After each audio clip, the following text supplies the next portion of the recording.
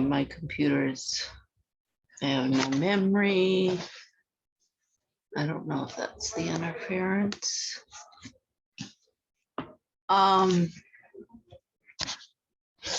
Okay, I was looking at come on.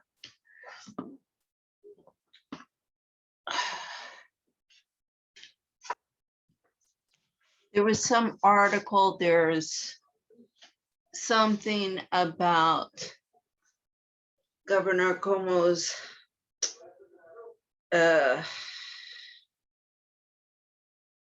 Azopardi. What is his communications director or PR? Not sure what his title is, but that this some feminist group, I don't know. I looked at the letter.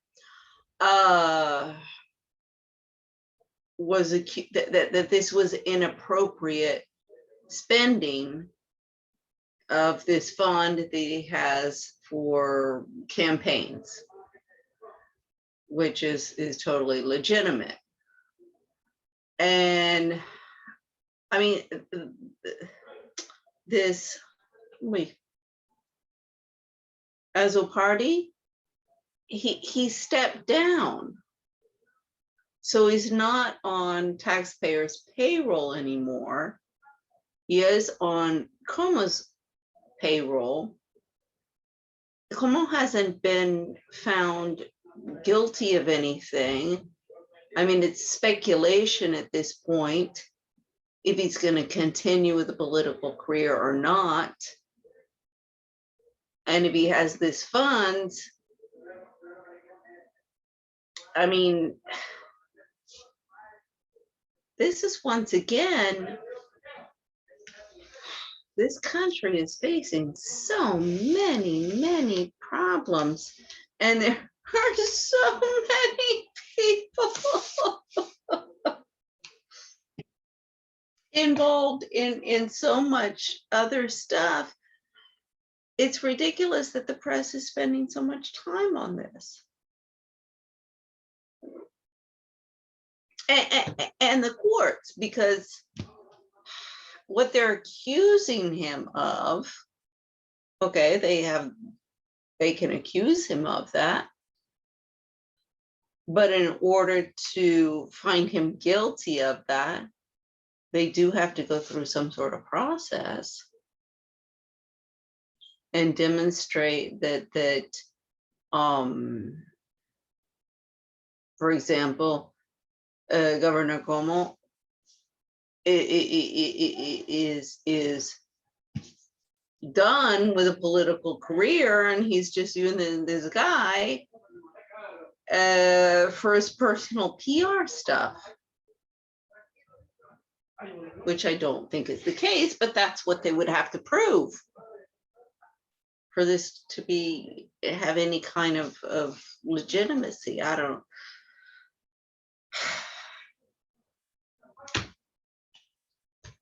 I've gotten to the point.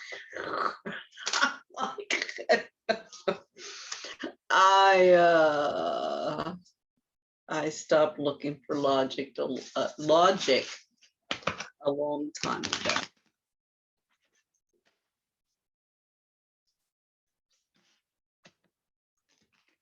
So I you know, I don't understand that one. There's so many things that everybody in Washington can be attacked on, and legitimate stuff, not bullshit. Okay, come on, you gonna fall out or no?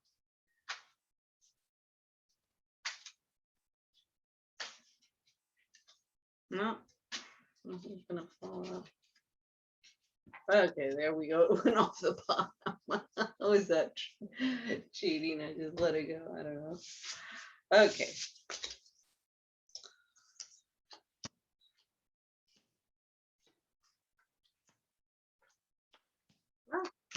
came out even, so maybe it was meant to be. Okay, so I've been working on my it's still not finished. My little pots of gold. I got a metal can. All my little artwork and cooking keep me on at least the border of sanity in this house. Okay. Oh, I need my little pen.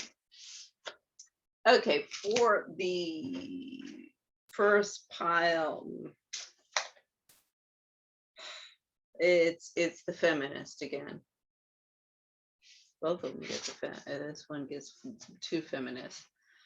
Okay, this gets into, well, Leslie Morgan Steiner, marketing function.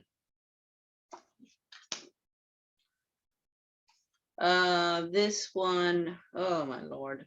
Okay, friend versus foe paradigm. Destroy or be destroyed.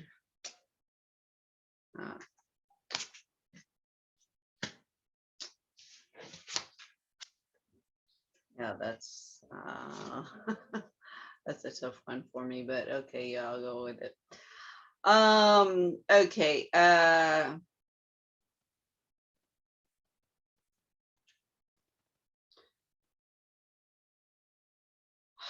Okay, this gets into allegiance to flag, country, flag, God, and country, or allegiance to friends, which is, I think, the question like everybody needs to be asking themselves.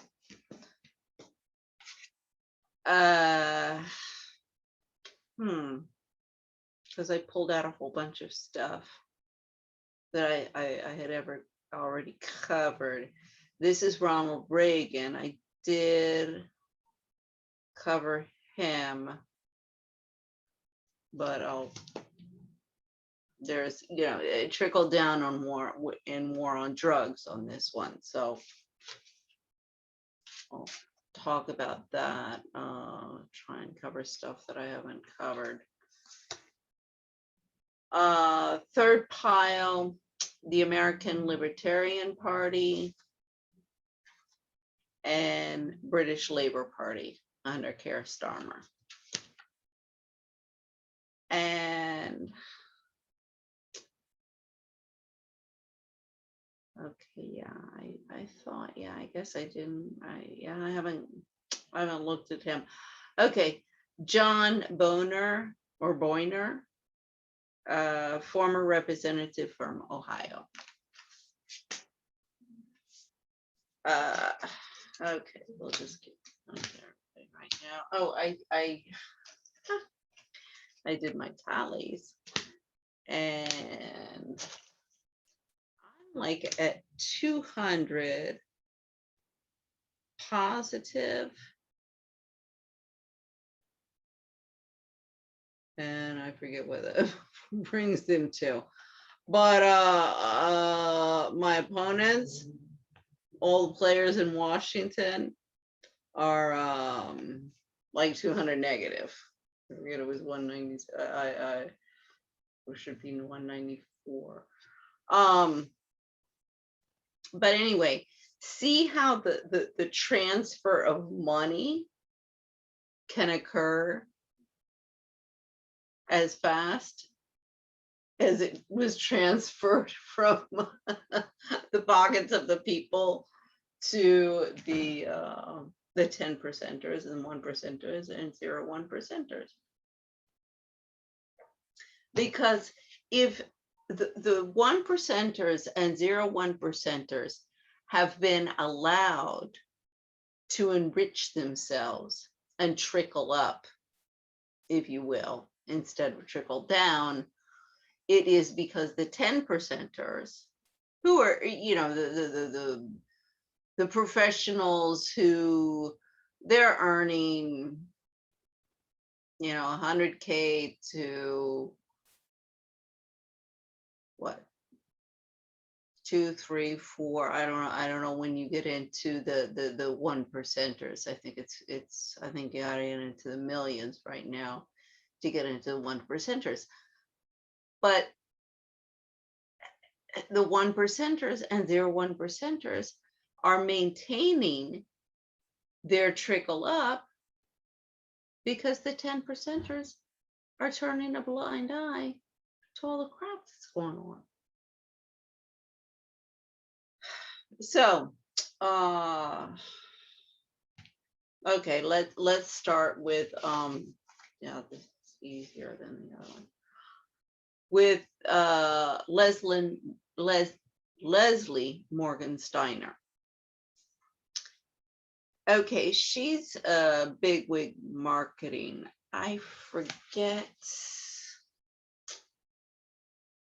I don't think it was pharmaceutical, but she did. Oh yeah, no, it wasn't sweet and low. It was equal. It was one of those artificial sweeteners, and she rose to stardom with whatever corporation that belongs to, and became this big marketing guru. It's all about sales. However, she did come out. So then she ended up at the Washington Post magazine, I think. So, she's had a very stellar career within the,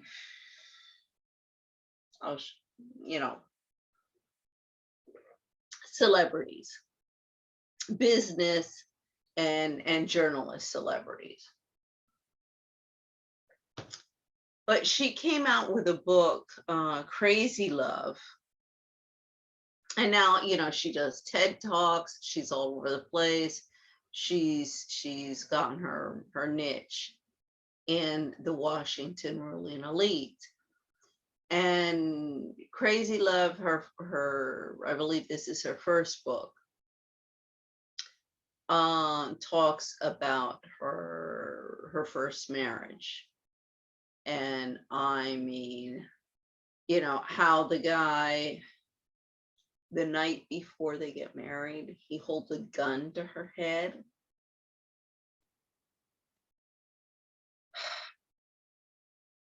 Now,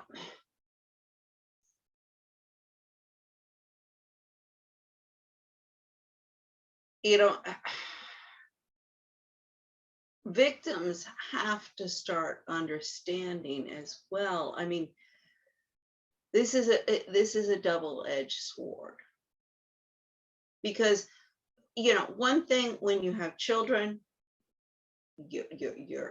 it's a total different ballgame.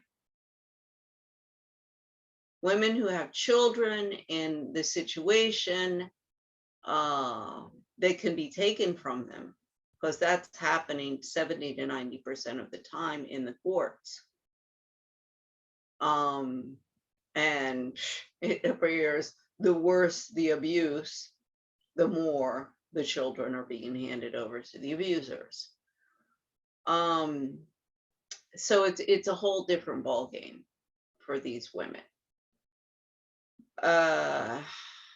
But some of the father rights groups, or the fathers, how shall I say, the centrist fathers, they have a legitimate thing, and they've told me, they're like, lady, when I hear some of the crap that these men do to these women, and they stay. Now, I can understand when you have children, financial restraints. You have no choice. But this was one of the things, moving in women into the workforce, so she'll have a salary and financial independence would free her from that obligation and staying in that situation. It hasn't. I don't know if we have any statistics. I don't believe so. But I believe the percentages are just the same. And I'm sorry, but when I read that book, the night before they're to be married, and he pulls out a gun. I mean, one of the comments, on the internet of somebody was like, I'm sorry. This, I believe it was from a man. He was sending her a very strong message of what the marriage would be like. Now, if some guy did that to me, I promise you, I would have packed my bags right away and left. Even if I had been pregnant, especially if I had been pregnant, which wasn't the case here.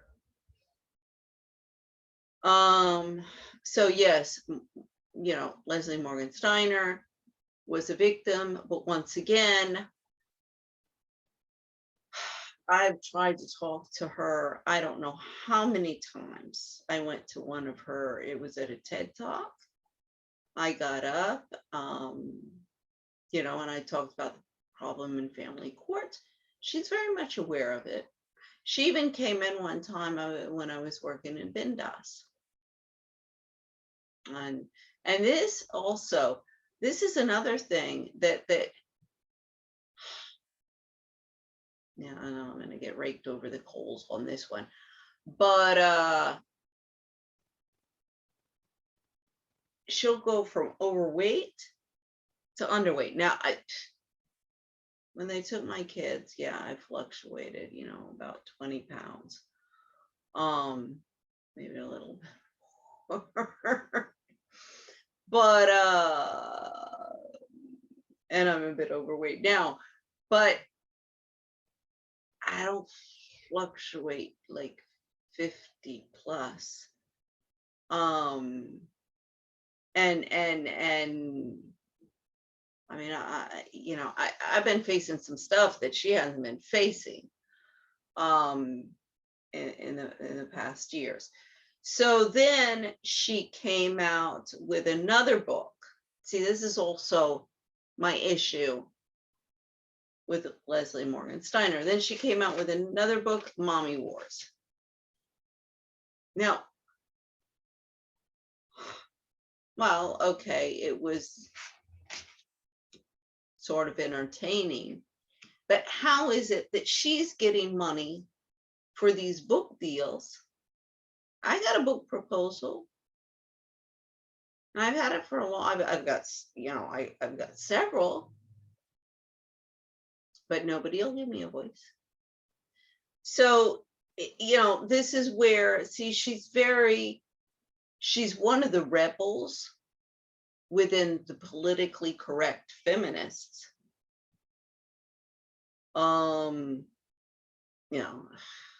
Phyllis Chesler with her Women's Inhumanity to Women, I would say was the biggest. Then there's Anne Marie Slaughter with Women, Business and Family, whatever. And she's another with her Mommy Wars. So she's aware of the Mommy Wars. You might not see the women out in the workplace hate the homemakers because they feel guilty because they've abandoned their children, and the homemakers hate the career women because they're independent and free and self-sufficient and blah blah blah blah. It's only because, you know, women in the divorce courts, family courts, under marriage, you know, it goes into a whole arena, have no rights. And women in the workplace only have rights when it's politically correct for their feminist friends. So, you know, Mommy Wars, I don't know how much she made off of that book, but it was, I mean, markets are inundated with all of these books that you're like, how are these publishing houses printing this stuff? However, the one that really shocked me with her, and I have to say, angers me from the position where I am. Particularly, I mean, as I say, I've briefly spoken with her because, you know, as everybody else, you know, I'm too busy. I mean, she comes into Bendas with her daughters, I think it was on Mother's Day, and I'm working minimum wage and getting royal shit from Ashok Bajaj because he's just love and giving attitude and bullying the rich white woman who he's got as his hostess. Oh. But, you know, I was like, you know, Ashok, the one who laughs last is the one who laughs loudest. So anyway, her last book was called The Naked Truth. Now, I have to admit, I haven't read it. I haven't even bought it. I did just buy Governor Cuomo's book on COVID. And excuse me, everybody as well who's criticizing him for writing that book, we'll see that in the cards, because that's bullshit. It's one that I'm actually interested in reading instead of this type of crap. How much did this woman get off of this book? You know, and they're giving book deals. It's bullshit. Then her third one, The Naked Truth. She decided, because she divorced, because when I saw her at the TED Talk, you know, she had her second marriage was wonderful. Her second husband was absolutely, you know, Prince Charming. But then, yeah, I guess by the time she came into Bendas, she was divorced. And see, this is again with the TED Talks. I mean, she was heavy. And then in Bendas, and this is another thing with women. I mean, I'm out of shape. I mean, because we don't have a decent gym in this country. But well, with anybody, if you have that you know, enormous fluctuation in body fat, I mean, you know, you may lose the weight, but your skin. So, ladies, you're better. I mean, I get it. We all have our comfort food in times of stress, believe me.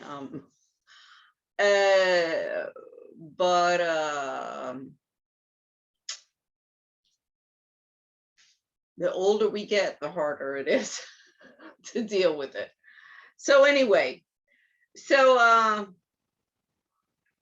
her last book, The Naked Truth, she had gotten a divorce from her second husband, apparently, and was going to live.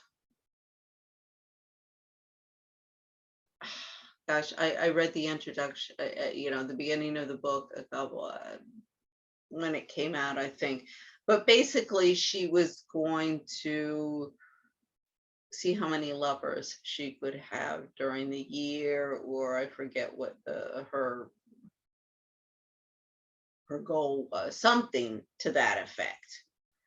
So her book is about her going from man to man.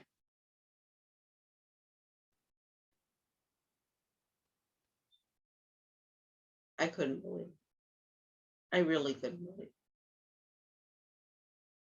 Because, at the TED Talk that I went to, she even, because I got up in the Q&A and I, did my spiel about the family courts in crisis and everything. She knew about it. So, why is nobody doing anything? All they do is get up on a freaking podium and write books like this. I mean, I have to say, okay, the crazy love,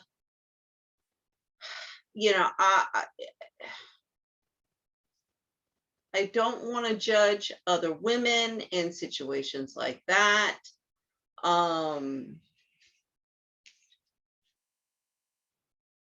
But I do know some women that I know who were in very abusive situations and were not restrained financially, but stayed.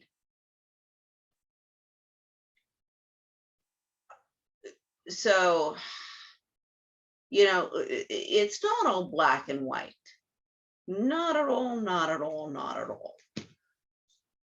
And I'm sorry, I take this, I really do take offense at her book, The Naked Truth, because this is promoting a paradigm, if you will, a normality of what the liberated woman is about, what a divorcee is about.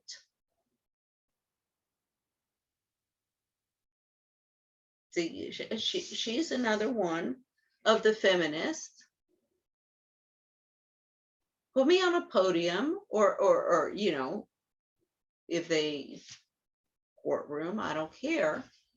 But I'm sorry, what you are promoting is not liberating women, not liberating children, and not having it all. This, the whole marketing function. This brings me to Susan Feeney. She was my neighbor in Madrid. And in fact, her husband, Alex Fernandez, is the one who took me in as the, to his buddy, Jorge Capel, as the sacrificial lamb. Once again, I've seen black and blue marks around her neck. Kind of common knowledge that she was abused. I'm sure it's still going on. She's a career woman.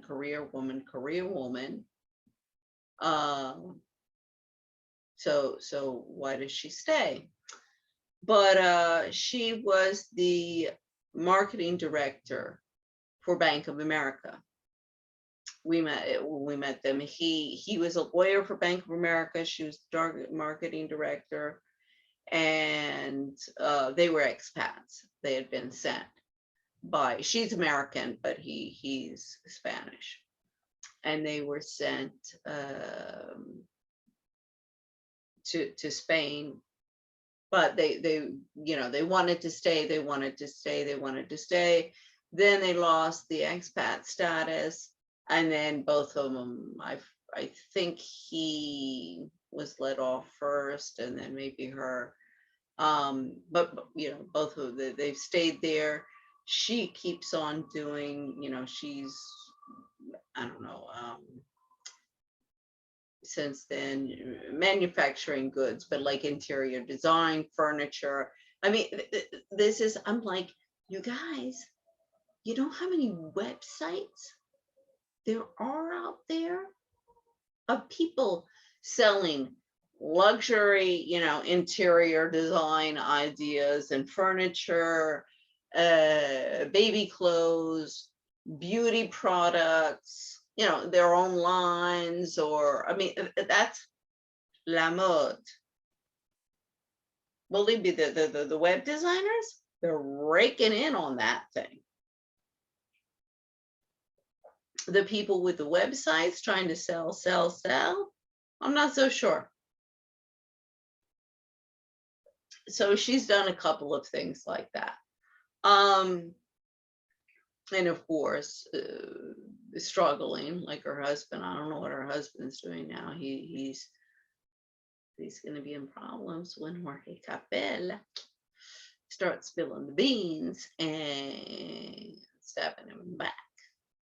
Because I'm sure Jorge Capel is not going to go down alone on what he did. This is Cuatro Casas. This is the lawyer that handled the actual divorce, because there's all sorts of different proceedings. So anyway, she, when I first came up with the idea for Global Expats, this is 2006, because I had said I had originally thought of starting an international marketing company for artisan products. As you might note, I like artisan products. And the little pot of gold I did. I mean, I do my own, but it's just to amuse myself. But I like artisan work and naif work, and I mean, first off, I guess I've never had the pocketbook to the Rembrandts, the Picassos, and everything else that everybody's collecting. But and I like artisan artwork. So that had been my original idea when I left Colombia, and we moved back to Spain, to Madrid. Won't go into a long story, but a lot of problems in logistics and timely delivery, and etc. So that's how I came up with the idea for a global network of trailing spouses, because you have all sorts of problems. You never know how long you're going to stay. So, getting a job is impossible. You've got licensing problems. You got a whole slew. But this, what they call in the expat jargon, a portable career. Because even if somebody moves from one country to another within the network, it doesn't matter. You can, go in the network in the other country. So, and you've always, within the country where you were before, you've made contacts there. So it is, how shall I say, an add plus to the entire network, that you get that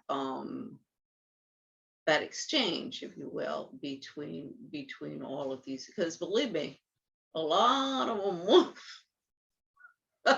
zigzag across the world during their husband's career, which, you know, I mean, believe me, I'm glad I stayed at home and did that, but I was not going to sit around doing nothing. And there's a lot of different things that you can do.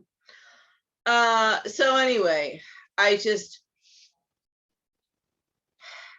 as I say, I took offense, particularly with my situation.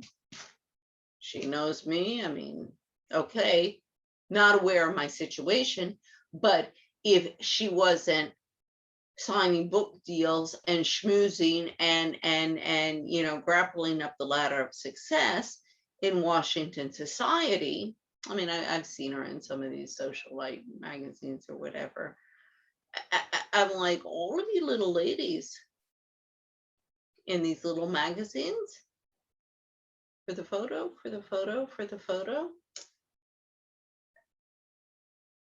you're all responsible. You're these great expert in your field.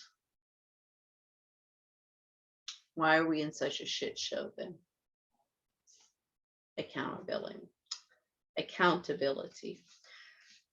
Okay, so was there anybody else on here?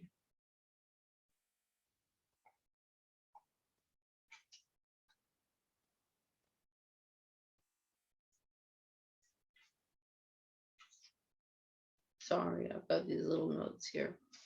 No, that was it. Okay, so the second one.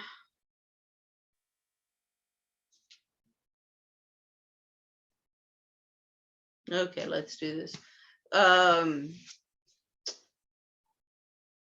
Ronald Reagan, trickle down of drug addiction and war on drugs. Okay, this kind of gets into victims of domestic abuse that, quite frankly, you have to wonder,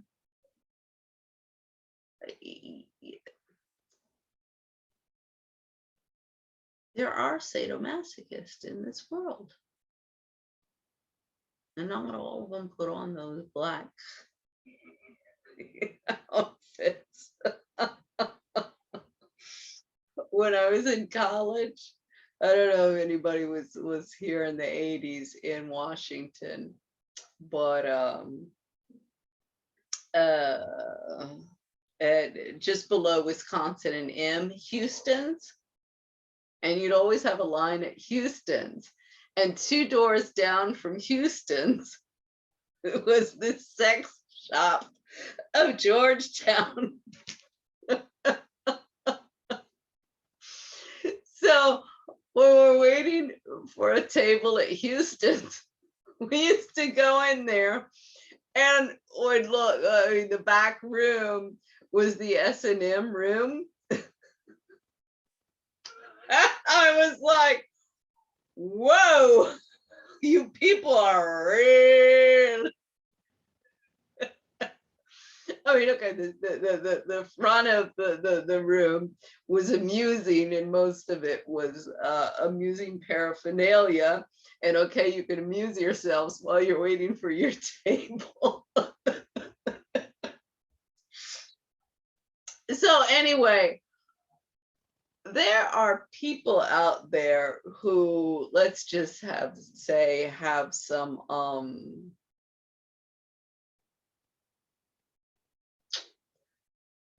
different ideas.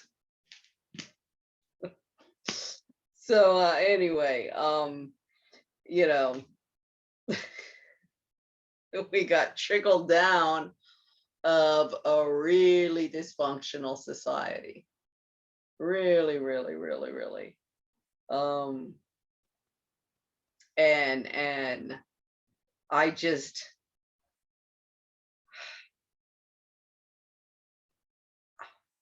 we don't want to go back to chastity belts and women barefoot and pregnant, but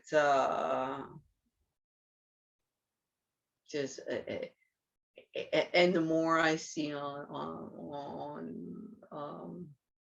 the movies and what is it, the 100-Mile Club, stuff like that, I'm like, oh, I'm sorry. Oh, well, okay, this comes up, but cougars, I was like, what's that?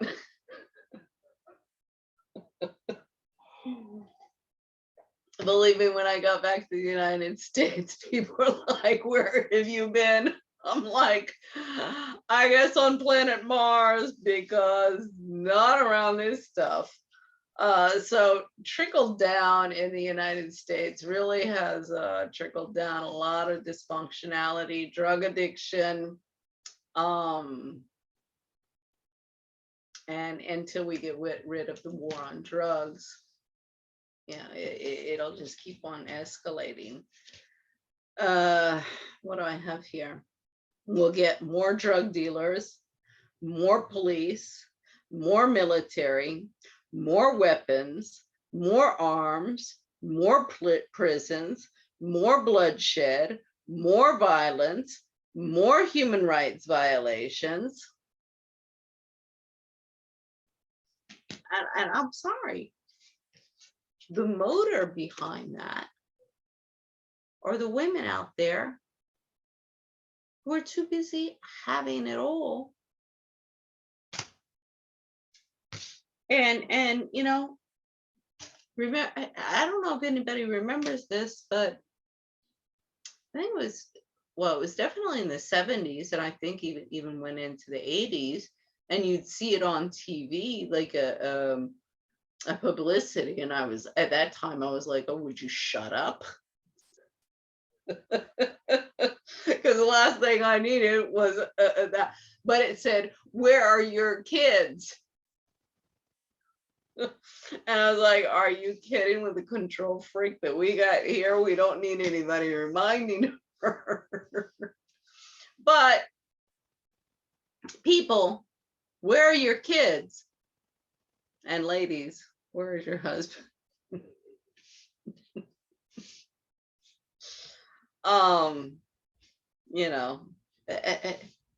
Just because you are dedicated to your family and your children and your spouse and it can be, being equal means that if it's a couple where the woman is more suited to go to the office, or maybe you're not going to work in an office, I mean, a farm or whatever, but the breadwinner is the woman and the stay-at-home person is the father, that's fine. That's equality. But we have to have two incomes. We have to have two incomes so we can live like the Joneses. Right. How many families have I seen with two incomes? They get their kids all these material things. That's not what the kids need or even want. I mean, that was one of the things that I wanted I wanted a career, and I was always, well, we were going to move.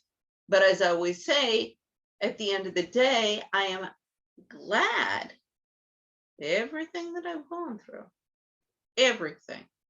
I'm still glad to this day that my ex went through such manipulations, and that's why we moved so much, that I would stay at home. Because I would have missed so much that nothing in life could could ever have given me. So, you know, ladies, and I mean, yeah, fathers,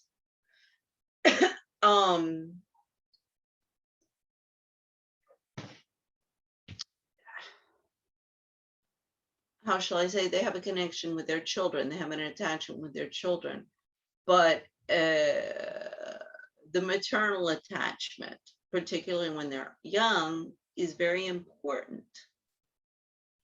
I mean, hopefully it's a mother who has a maternal instinct, because quite frankly, if you don't, let the moms who do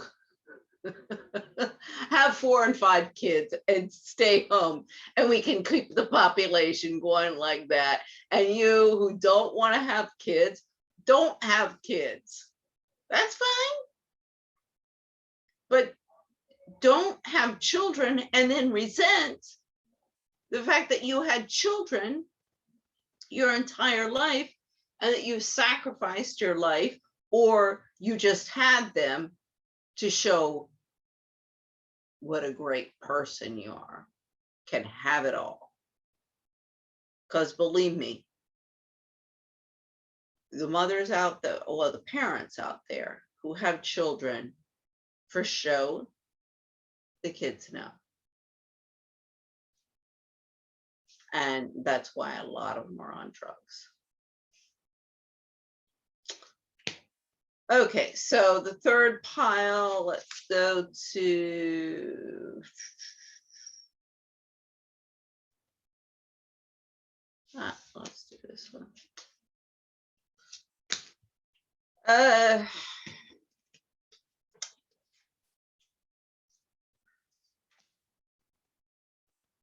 Sorry.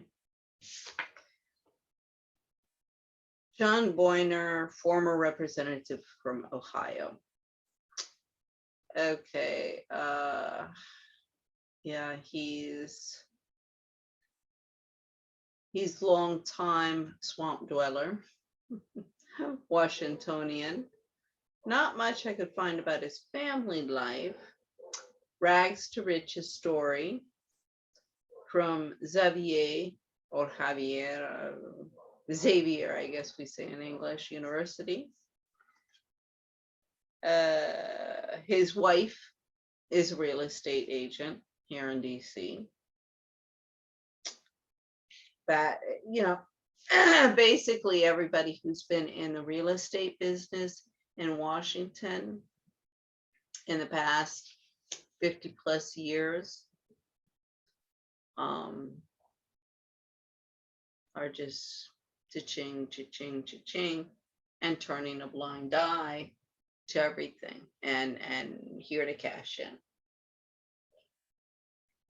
And quite a few I know personally, but you know, and I'm like, don't you have any problem with the morality of what you're doing? But no, I'm the stupid one. I'm the schmuck. Because I didn't come here to cash in on the gold rush, because Washington is a gold rush. Well, from this card, which is the Vote Trump cards of 2020, it has Washington Country Club. So I get, you know, with the golf. So you know, he's been around a long time, Washington player. And I guess when he left Congress, like so many, he found a cushy position at a law firm, which is Squire Patton Boggs. Now, I think I already spoke about that. I met with this guy. He's the head of the international division.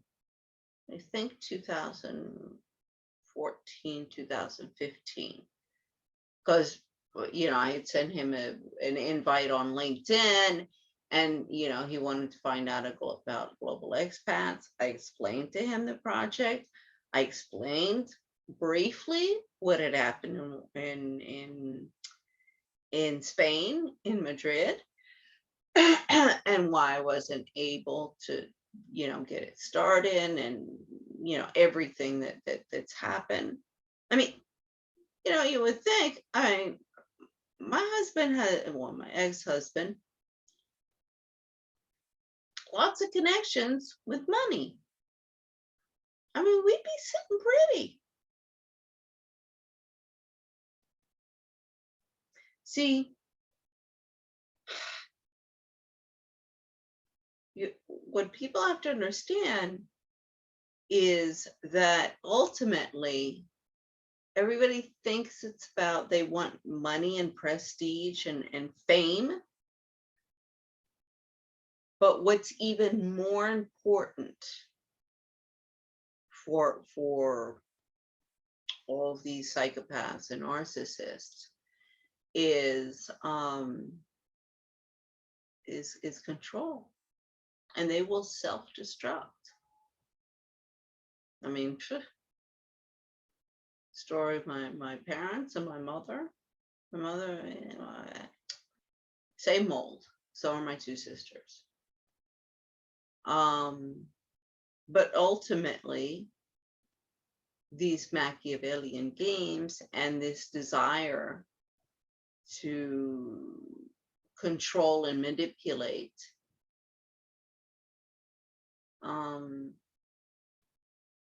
is their demise every single time. So, you know, I got a case against Squire Patton Boggs. By that time, everything was prepared to submit to the international courts. My case got bugged down to the pro bono department, never heard from them. And, you know, I don't expect the law firm to give me funding, but they must know a hell of a lot of people. So anyway, I got a lot of names, a lot of law firms in DC that are not going to be sitting pretty. Okay, so my cards.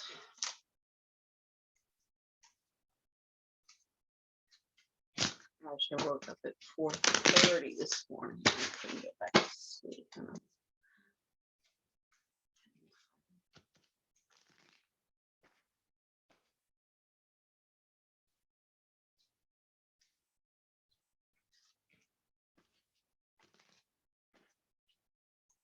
Okay, my card is Ace. Oh, well.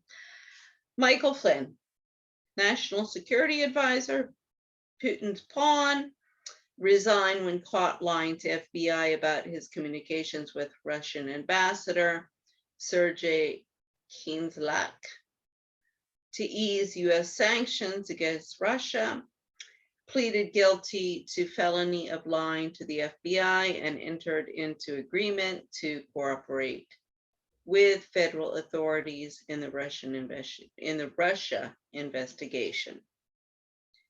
Investigation included Flynn's actions as unregistered agent of foreign governments and unreported payment of $500,000 from Turkey and $65,000 from Russia for Moscow speaking engagement. Okay. I mean, I think everybody knows about that one.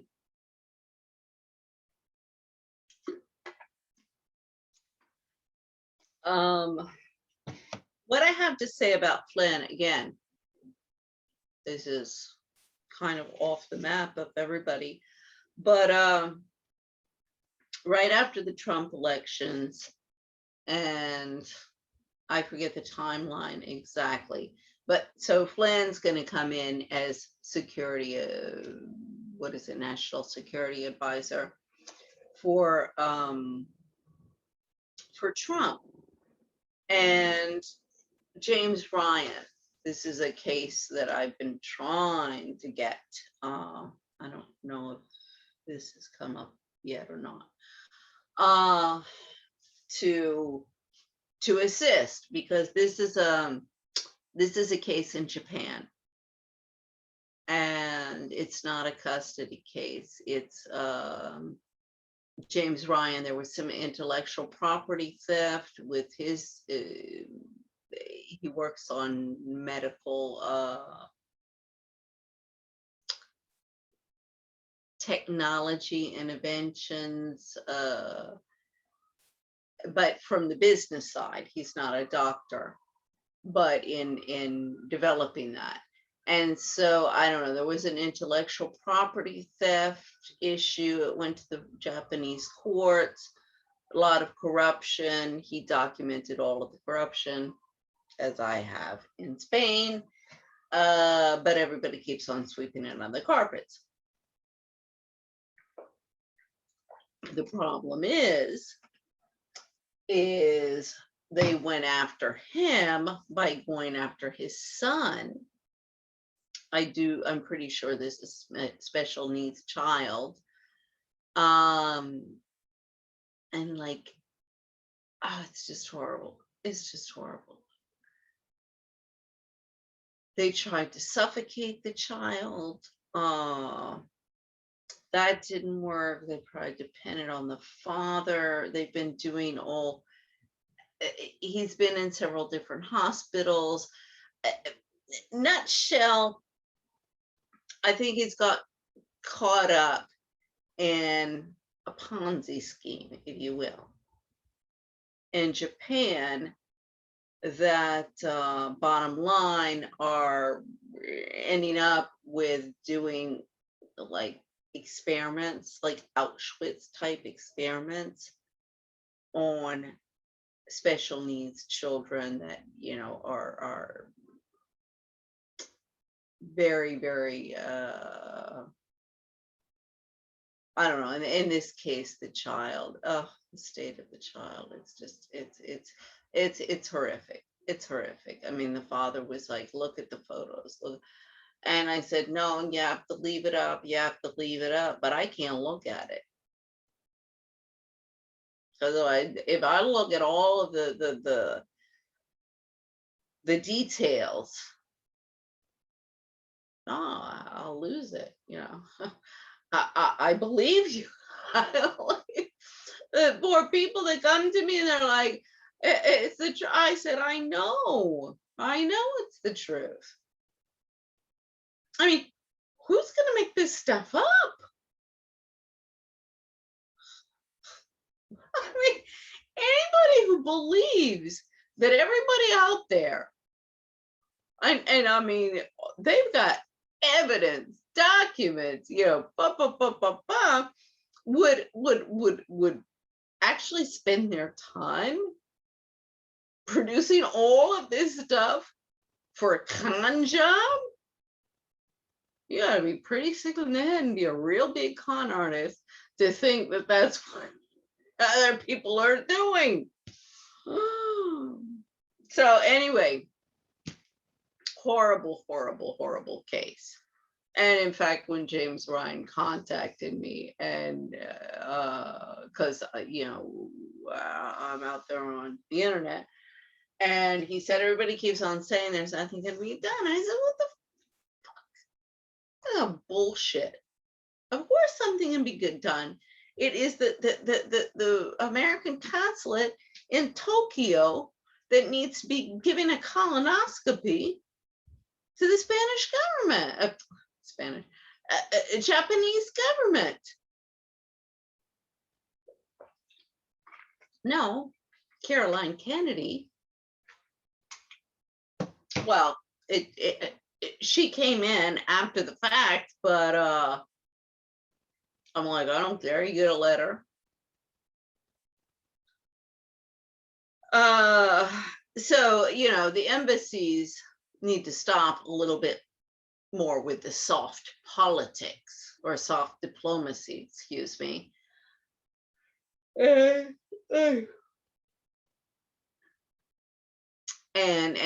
start defending the rights, lives, and properties of their citizens abroad and do their jobs instead of, just schmoozing. I schmooze with all of these embassy people. Yes, there's a time and a place. But I didn't, never. I mean, if anybody in Bogota had come to me with one of these stories about a divorce, of course I would have mobilized. It's just, until I got into the game. In 2007, I was like, whoa, Alice in Wonderland just fell through the looking glass and found out what our judicial systems are about. So anyway, how this pertains to Flynn is that James Ryan, and unfortunately, because James had called me and he told me that he had met with Flynn and that Flynn was horrified of what had happened to Jimmy and their family, and I think was going to do something about it. Then the whole thing fell up.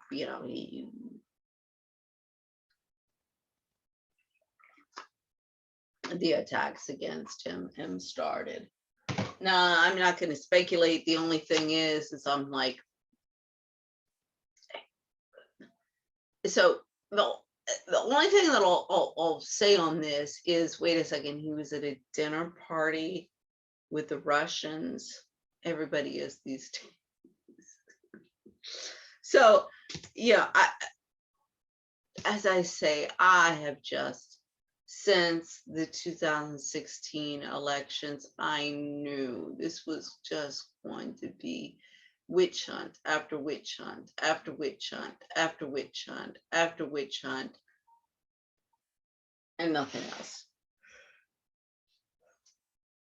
So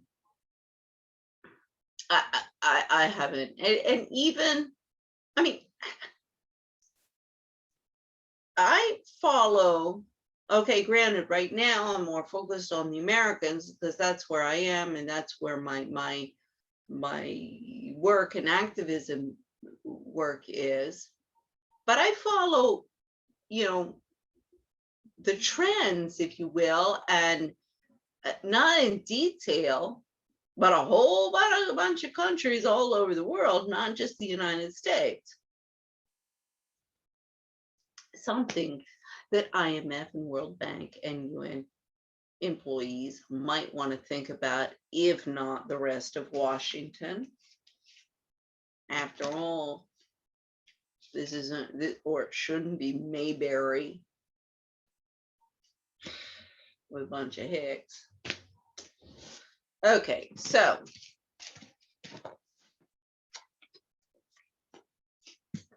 what I'm going to do, I need a laugh today, so I'm going to do 2 cards.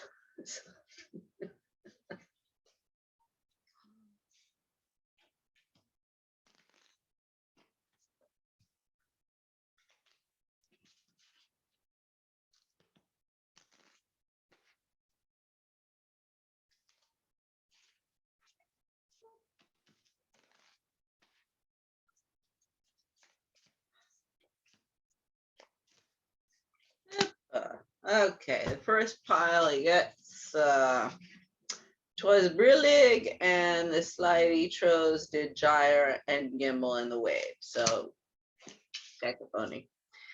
Oh, oyster, said the carpenter, you've had a pleasant run.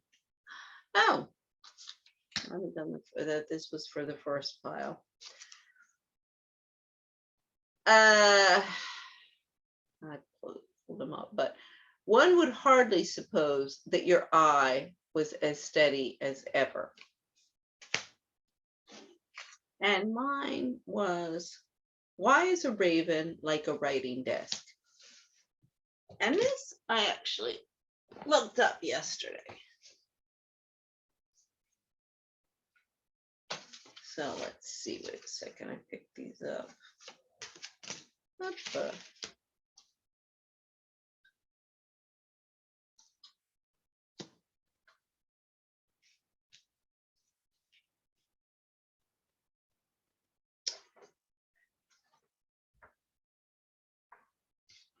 Because it can produce a few notes. The answer lies in the quill.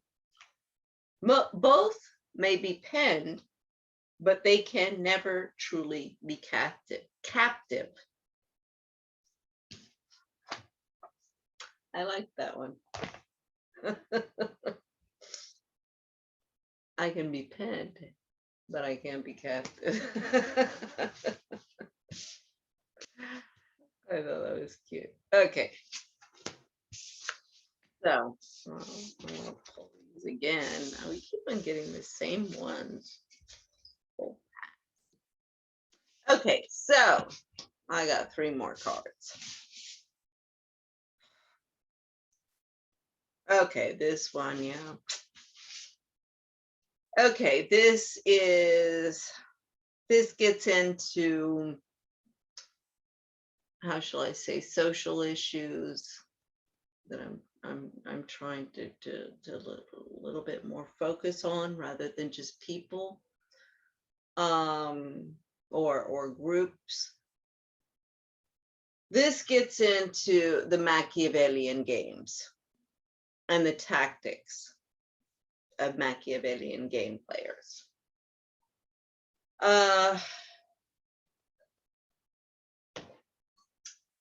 In 2007, when my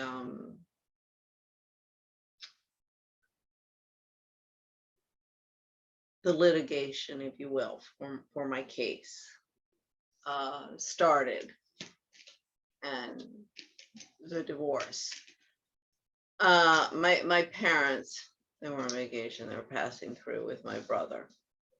I mean, everything was exploding.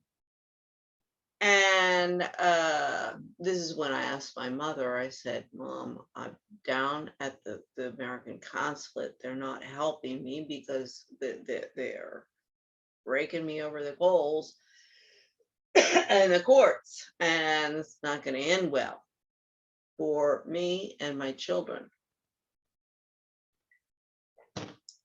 Can you please ask Mike Helen, John McCain, just to tell the consulate to do its job, not asking for anything else, not asking for favors, anything. I know, don't want to get involved.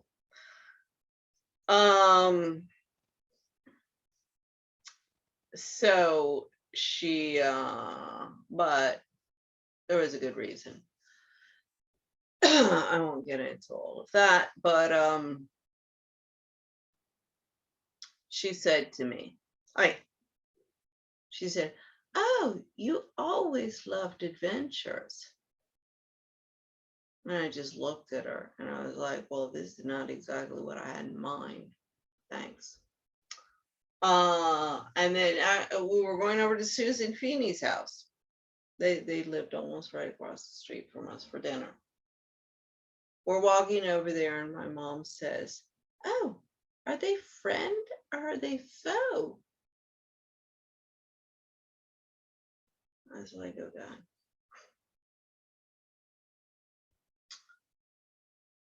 At least she was declaring, you know, putting her cards down on the table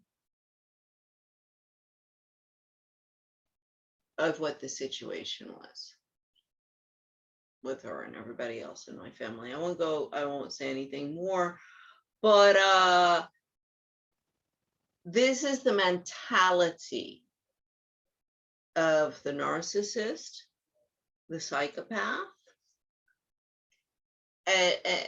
which are those that are in power. I mean, read Twing and Campbell, The Narcissism Epidemic, black and white. these are the people who have risen to power. And everybody and everything's a commodity. And they see the world, friend or foe. So, you know, either you are a friend,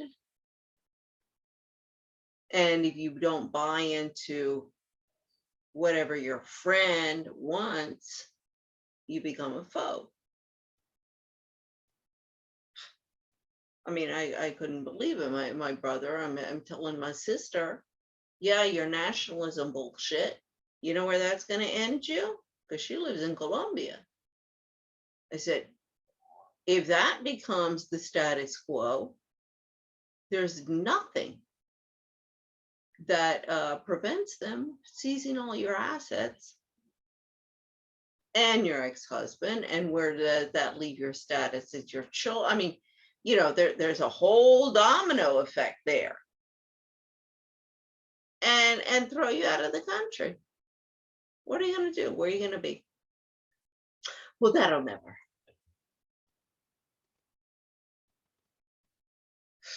This is the mentality of the American Women's Club's overseas members and the corporate wives members. I mean, it's the same.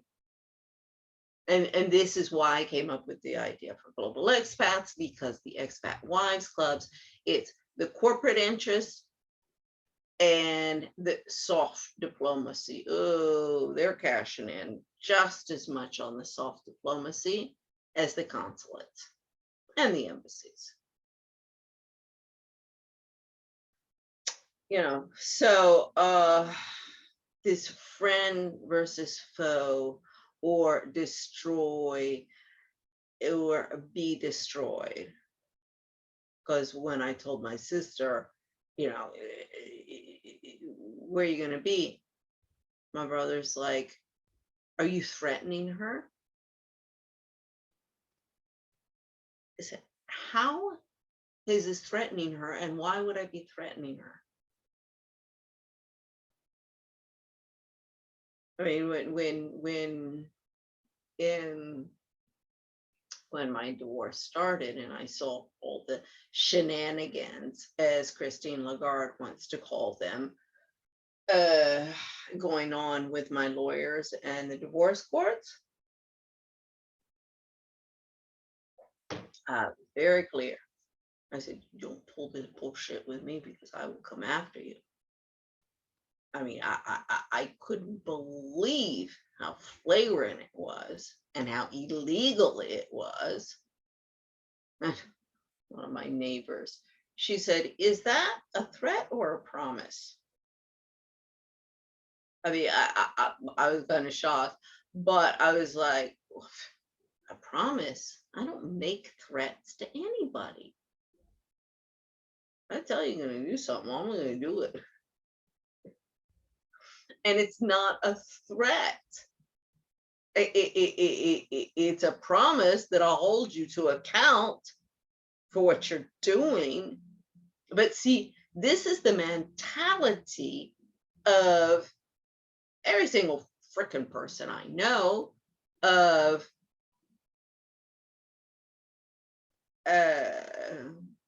I'm going to come after you.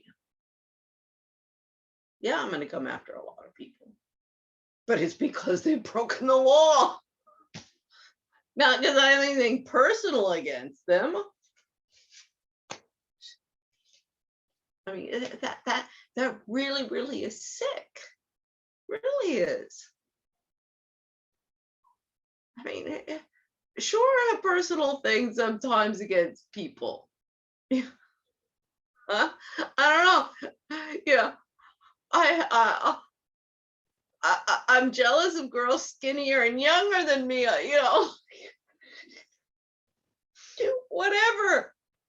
But I'm not going to destroy anybody for it. I mean, you know, that's normal bullshit. But this, you're my good buddy, or I'm gonna stab you in the back. His friend, foe, destroy or be destroyed. What is it? I have here. Oh, and then paranoid versus a witch hunt.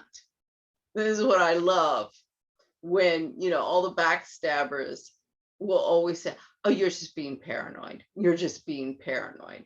You're just exaggerating. You're just generalizing. I'm like, I don't know what planet you're living on. But no, you got to start looking at some trends here. Well, I won't go into that this evening, but if I was that naive and la vie en rose, la vie en rose, la vie en rose, I'd be dead today. I mean, come on, little, see, this is the problem with the corporate expats and the diplomatic expats. They have the cushy lifestyle. In fact, that's why they move abroad, because they can have the big houses and the maids that they couldn't have in their home country. And, everything's taken care of. Wasn't always like that for me. I mean, I gave up a really good career, a lot of money to go and live in an attic room in Paris that didn't even have a bathroom or toilet. And the toilet was so gross down the hall. I would go down 6 flights of stairs and 3 flights up into the where, my family's apartment in order to go to the restroom. So,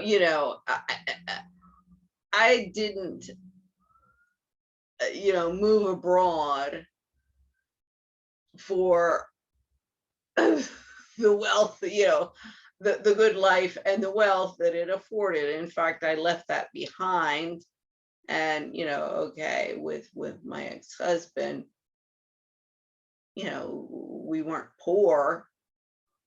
Well, we were never wealthy. I mean, and we were upper middle class, and that's fine. I mean, if you hadn't, anyway, and the banking system had been a clean business, and he didn't always want more, and whatever. Things would be different. But anyway, that's not life. But that's precisely, it's self-destructive. It's totally self-destructive. Everybody who lives like that. And I know people across the board, different nationality, doesn't matter. Race, color, creed, gender. Story never changes. Everybody, about different nationalities, different cultures. I'm like, the only thing that changes is their style of dress, what they eat, and the language that they speak. Other than that, it's all pretty much the same, even with religions. And they all squabble and produce wars. So I love, just because you're paranoid, that does not mean that they're not out to get you. And I can assure you, when you have been targeted for a kidnapping or worse,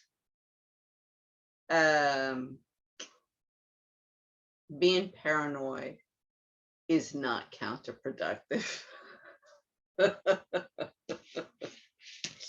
No, it's a necessity.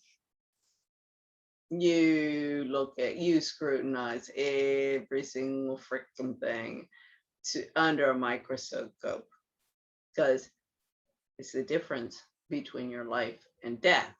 Now, at the same time, you have to keep a steady, an even keel of, okay, they can come after me here, they can come after me there, they can come after me here, they can come after me there.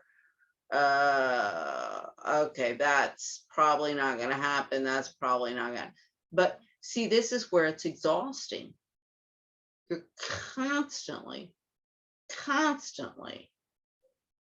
in this mode of, where's the enemy? Where's the enemy?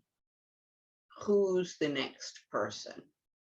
Or who is colluding with who? And yeah, you got a psychiatrist who comes in here, and I'm sure, oh, the lady is paranoid. The parent is paranoid. I'm like, no, okay, let's sit down and let's, look at the facts. You're going to have to sit here for 2 hours and actually listen to the trajectory of events. But this is not paranoia. You're watching your back. And this thing, wait a second, I live in a Machiavellian world where everybody is trying to destroy everybody else. Yet, if I don't see it as this vie en rose, I'm paranoid. I think the one who's crazy is you. So,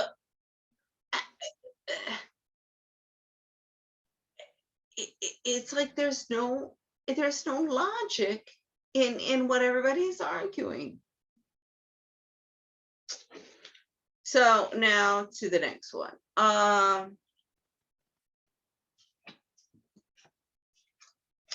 Allegiance to the flag, God, and country, or allegiance to friends. I mean, I think that's what everybody in Washington needs to, and everybody in power. And it's not just in Washington. As I say, I know, maybe not as many, just because I've been in Washington a total of over 20 years. If you count the 80s and now. It's a city where I've most lived. I mean, even Tucson, I only lived in for 14 years. And everywhere else has been 2, 3, 6, 7.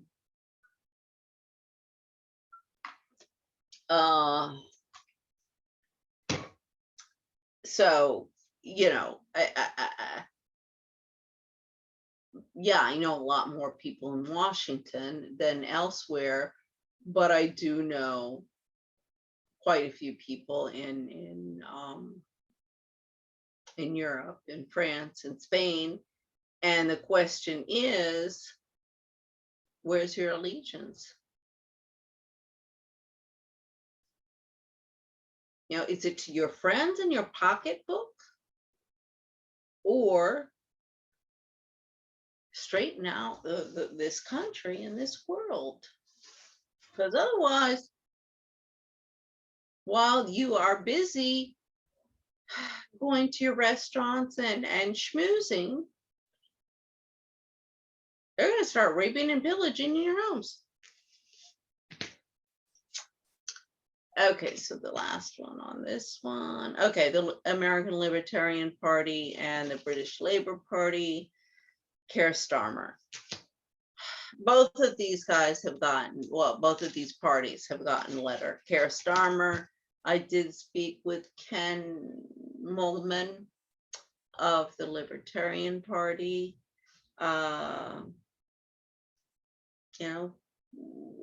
It's not just in the United States that we need an investigation in all of this. It's in every country of the world. Now, England, because Keir Starmer is in England, has, if people are doing, people with money are forum shopping for divorce courts. They go to England. It's supposed to be the best. But see, we shouldn't be fighting to forum shop.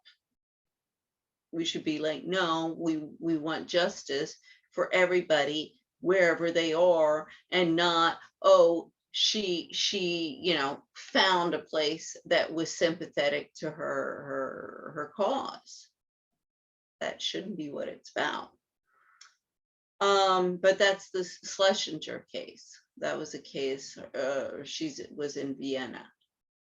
Her husband is from there, and it did go to Parliament, and there's a discussion, but of course, nothing ever happened. Poor girl is back in England.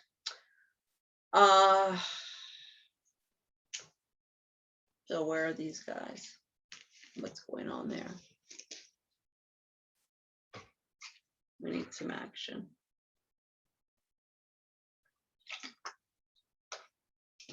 Okay, let me pull these. Let me pull mine. Is this mine or theirs? Up here it is. Okay, I get it. King. William Barr, U.S. Attorney General, cover-up general. Okay, I'm not gonna read all of this. I'm getting tired, but cover-up general. I like that one. Okay, another card for these guys.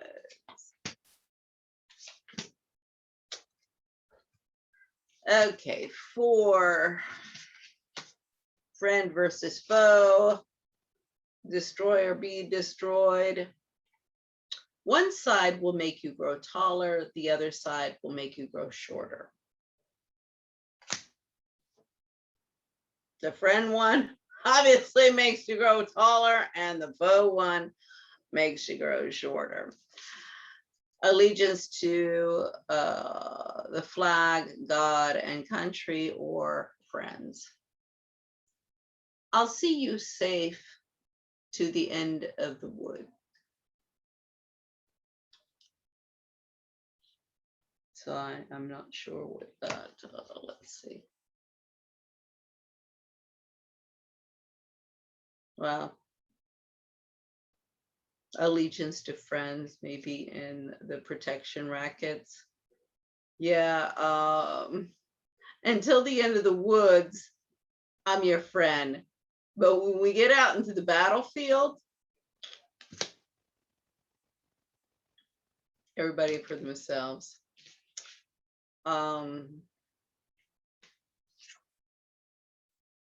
For the American Libertarian Party and British Labour Party, my name means the shape I am, and a good, handsome shape it is too. That's Humpty Dumpty. Everybody remember what happened to Humpty Dumpty? And all the king's horses and all the king's men couldn't put Humpty back together again.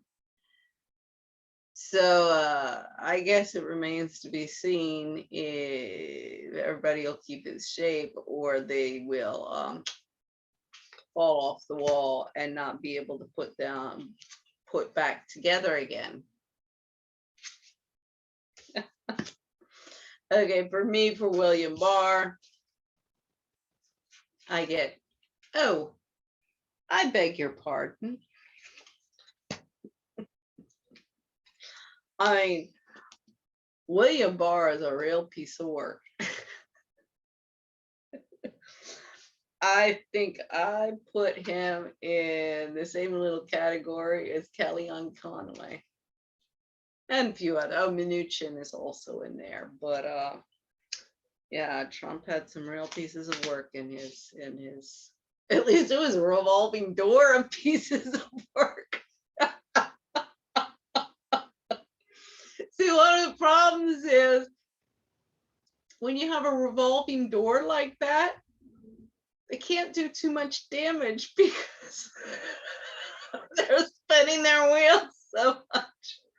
Well, I don't know. Maybe you guys know about more damage than I do of what was done beyond the scenes. But from where I'm sitting, I'm like, they just kept on spinning the wheels, spinning their wheels.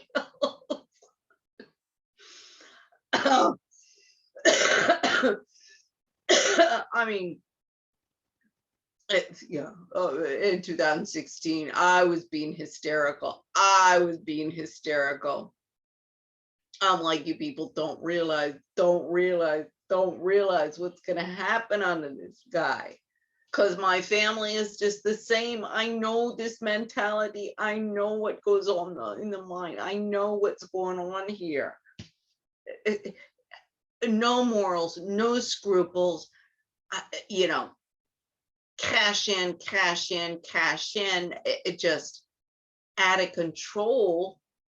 I mean, I think we had to hit rock bottom. And after that, I was like, look, I warned everybody. I'm just going to hit. I either have to become totally hysterical, like all you people, or I have to sit here and just laugh. Go on. I told you so. I told you so. I told you so. And I told you so. Oh my Lord. I spent my entire marriage telling my ex-husband, don't do it. Don't do it. Don't do it. It's going to get you into trouble. And then I'm in trouble. And I got to clean it up. What would he do? Be on my back. And then I'd have the shit to clean up. No, the favorite was the manure. The ladies in my neighborhood know about that story.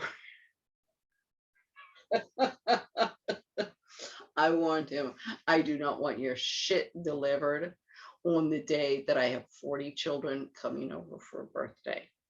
So what does he do? He has his shit delivered that day. Wow. Little ladies in my neighborhood know that story very well. And I said, I'm tired of this shit. I'm tired of the shit. And cleaning it up. And all of you little men out there need to get your shit together. Sorry. But no, really, Rome is burning. So I guess that's it for this evening. Good night. And oh gosh, I forgot yesterday as well.